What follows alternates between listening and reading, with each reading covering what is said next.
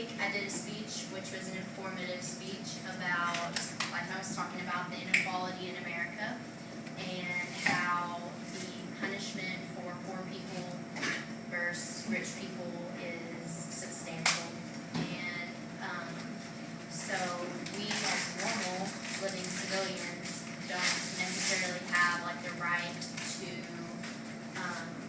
judges as much as we think we might, and the right to an attorney as much as we think we might, where somebody who can afford a lot can buy themselves out of the situations that they're in.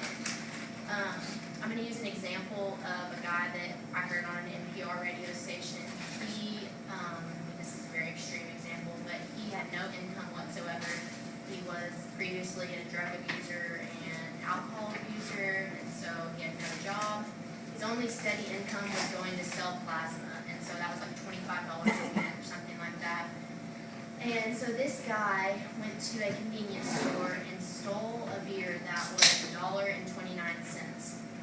And I mean, I'm sure you guys are thinking like, wow, it's really not worth it for whatever extent he's going to get punishment.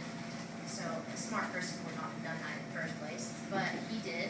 And his punishment was 12 months of probation, and he had, because he couldn't afford an ankle monitor. So a typical person who could afford the lawyer fees and afford to just have the court date in general, like those are all things you don't think you have to pay for, but you really do.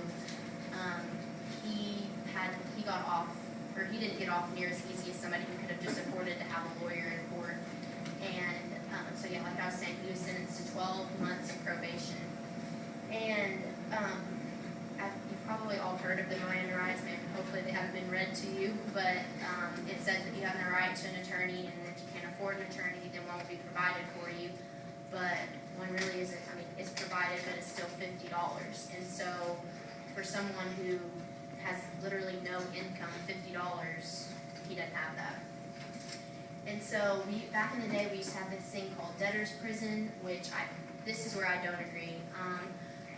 Poor people, in my opinion, should not be charged any greater than somebody who can just afford to get out of it.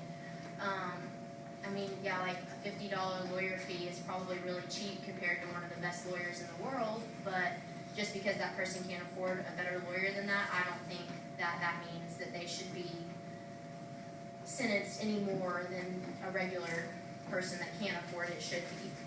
So back in the day, we had these things called debtor's prison, which we got rid of before the Civil War, but basically that's what we're still doing, because somebody who can't afford it, like that man who bought that beer or stole that beer, is getting harsher punishment. The other screwed up thing, in my opinion, is that public defenders are the ones who are reaping the benefits for this. So the people, if they get charged with a greater crime, then the people are making more money off of them. And so they really shouldn't be able to do that, in my opinion.